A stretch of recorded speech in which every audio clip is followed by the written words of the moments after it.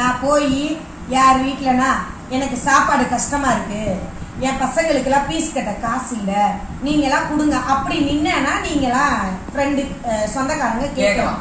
நீங்க காசு கொடுக்கல, காசுக்கெல்லாம் வந்து நிக்கிற நொங்கு திங்கிறலாம் வீடியோ போடுற அப்படின்னு கேட்கலாம். உங்க வீட்டுக்கே நான் வர்றது இல்லையே, எது கேட்கணும்? அதெல்லாம் சேர்க்கல சந்தோஷம் நாங்க அனுப்பி வைக்கிறோம். அதெல்லாம் யாருமே எங்க சந்தோஷத்துல வரக்கூடாது. கேட்கலன்றீங்க, சேர்க்கலன்றீங்க.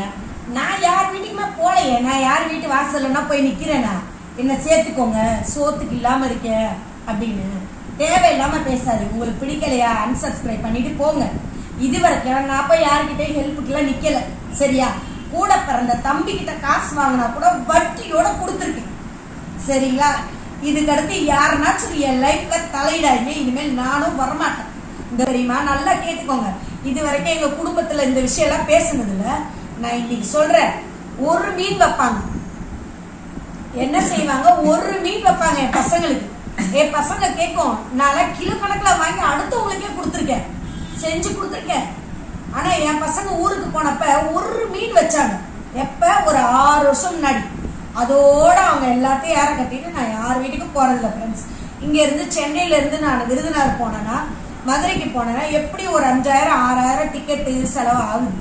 யார் வீட்டுக்கு நான் போயிட்டு வந்தேன்னா அவங்களுக்கு என்ன வாங்கி கொடுக்கணும், அந்த காசு நான் வீட்டுல இருந்து என் வாடகை கொடுக்கணும், என் பிள்ளைங்களுக்கு சாப்பாடு வாங்கி கொடுக்கணும். இது நான் பார்த்து நான் வீட்டுக்குள்ளதான் இருக்கேன். நான் எங்கேயும் ஊரெல்லாம் சுத்த போல ஃப்ரெண்ட்ஸ். எல்லாரும் மாதிரிலாம் ஊரெல்லாம் நான் போக மாட்டேன். மிஞ்சி போனா எங்க கோயில கூட்டு போவாங்க. எங்க சோழிங்க இருந்த மாதிரி பக்கத்துலதான் போயிருக்கேன். சொந்தம்னா யாருமே எனக்கு ஹெல்ப் பண்ணல ஃப்ரெண்ட்ஸ். இது வரைக்கும் யார்கிட்டயும் நானும் போய் வாசல்ல நிக்கல ஃப்ரெண்ட்ஸ்.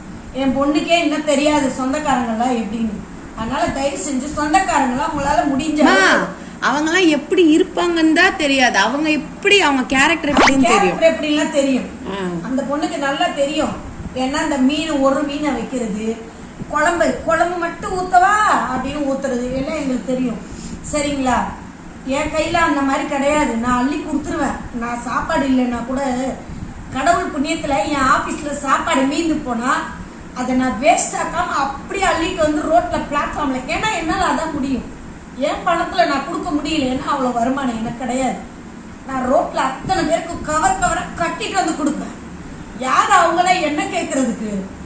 என்னால யாருமே கேட்காதீங்க. தயவு செஞ்சு என் பேச்சு பேசாதீங்க. அதனால எல்லார் ஃபங்க்ஷனுக்கும் நானே வரலதான் சொல்லியிருக்கேன். சரியா? நானே போக மாட்டேன். ஏன்னா எனக்கு அந்த செலவு காசு மிச்சம். என் பசங்களுக்கு நீங்க எல்லாம் செய்யணும்னு எதிர்பார்க்காதீங்க. சத்தியமா நான் கூப்பிட மாட்டேன்.